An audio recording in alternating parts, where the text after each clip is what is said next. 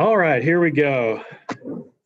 Act 2, Scene 2. We're going to call this Part B of Parts A, B, and C. And there's absolutely nothing dramatic going on right now at all, is there? Everything's totally normal, except we're going remote for 2 weeks. I hope everybody has all their stuff. I think somebody just got hit in the face with a spike ball. Anyway, here we go. So we left off with the king talking about hiding behind a curtain and listening to Hamlet and Ophelia talk. And look at this, stage directions. Who walks in right after that conversation? Is that a coincidence? I think not. Enter Hamlet reading. How does my good Lord Hamlet? Well, God. It would help if I had my headset plugged in.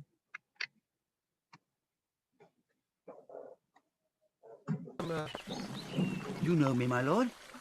Excellent. Well, you are a fishmonger. Not I, my lord. Then I would you were so honest a man. Honest, my lord? Aye, sir. To be honest as this world goes is to be one man picked out of 10,000. That's very true, my lord. For if the sun breed maggots in a dead dog, being a good kissing carrion, have you a daughter? I have, my lord. Let her not walk i' the sun. Conception is a blessing, but not as your daughter may conceive. Those lines are rife. Rife with puns, I tells you. Riddled, rife. Friend, look good.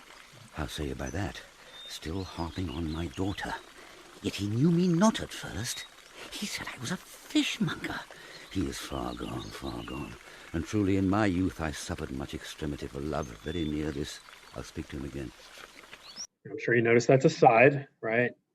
Polonius kind of trying to think to himself and wonder where's he coming from here.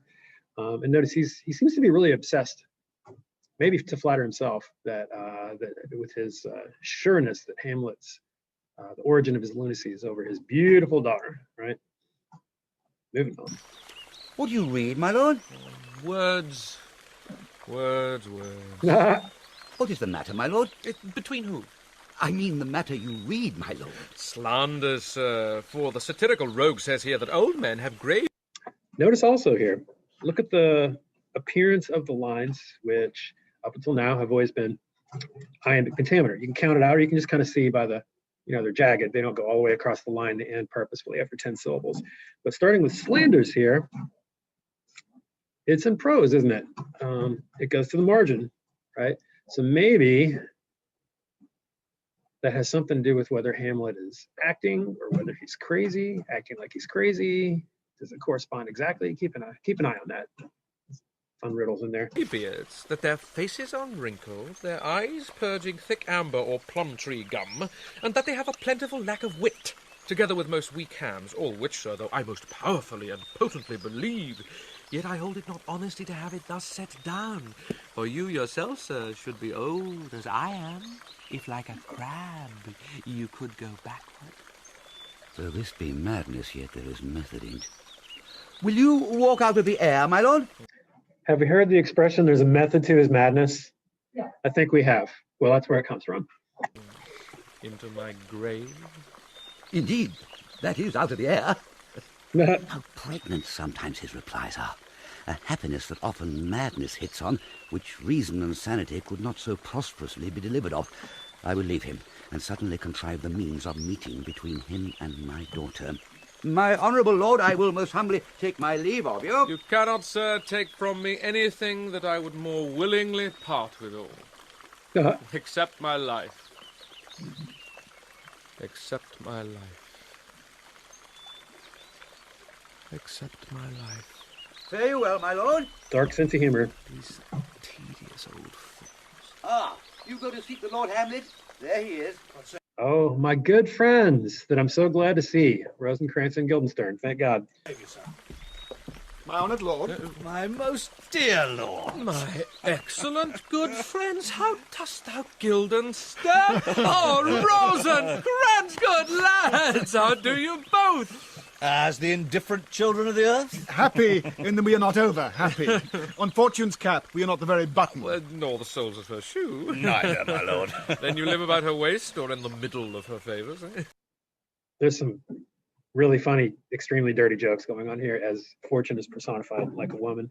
But the important thing is, and the tragic thing, kind of like when he has the conversation.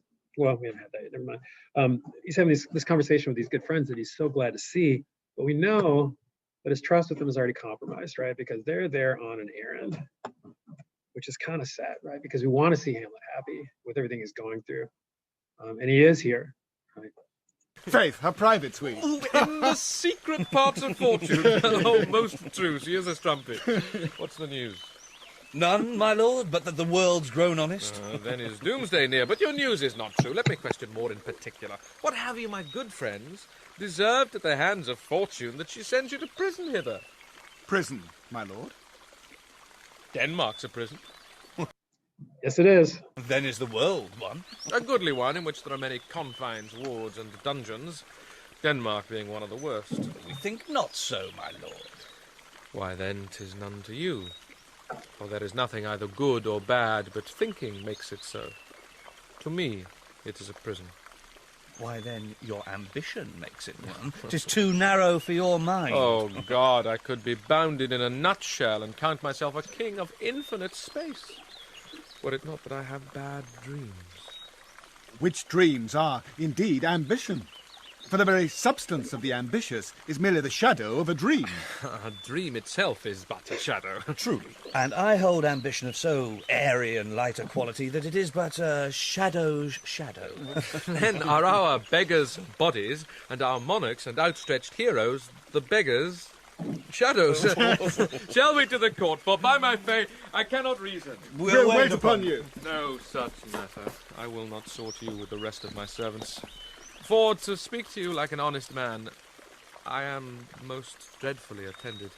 But in the beaten way of friendship, what make you at Elsinore? To visit you, my lord. No other occasion. Beggar that I am. I am even poor in thanks, but I thank you, and sure, dear friends, my thanks are too dear to hate me.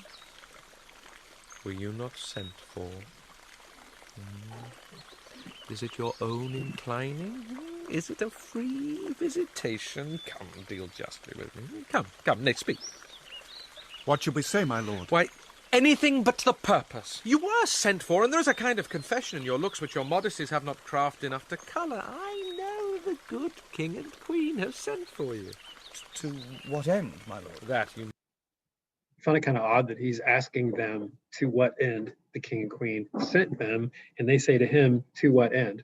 Aren't they the ones who are supposed to know what they're doing? He obviously knows what they're doing. They obviously see that he knows what they're doing, and then they're asking him to explain to them what they're doing. That's stupid.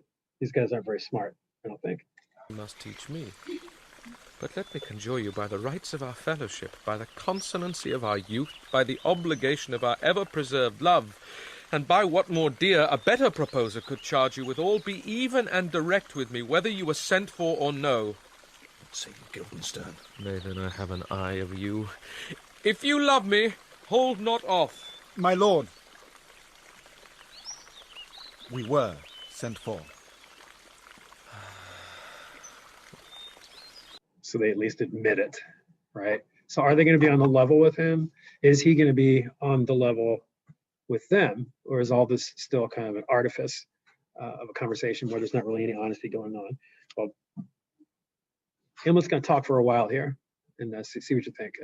Is he being sincere here? Is he opening his heart to them? No, they're seeming to have an honest conversation. I will tell you why. So shall my anticipation prevent your discovery, and your secrecy to the king and queen moult no feather. I have of late, but wherefore I know not, lost all my mirth, forgone all custom of exercise, and indeed it goes so heavily with my disposition that this goodly frame, the earth, seems to me a sterile promontory. This most excellent canopy, the air, look you, this brave o'erhanging firmament, this majestical roof, fretted with golden fire, why it appears no other thing to me than a foul and pestilent congregation of vapours. What a piece of work is a man! How noble in reason, how infinite in faculty, in form and moving, how express and admirable, in action, how like an angel, in apprehension, how like a god, the beauty of the world, the paragon of animals, and yet to me, what is this quintessence of dust? Man delights not me. No, nor woman neither, though by your smiling you seem to say so. Oh, my lord, there was no such stuff in my thoughts. Why did you... Was there not? That is such a powerful passage there. If he is acting, he's doing a really good job because he sounds genuinely depressed, right? About the potentiality of humans and how much Denmark seems to be falling short of that right now. We'll definitely talk about that in class. I'll keep going for now. You laughed then when I said man delights not me. To think, my lord, if you delight not in man, what Lenten entertainment the players shall receive from you. What? We coated them on the way, and hither are they coming to offer you service. He that plays the king shall be welcome. His majesty shall have tribute of me. The adventurous knight shall use his foil and target. The lover shall not sigh gratis. The humorous man shall end his part in peace. The clown shall make those laugh whose lungs are tickled to the sear, and the lady shall say her mind freely, or the blank verse shall halt for it.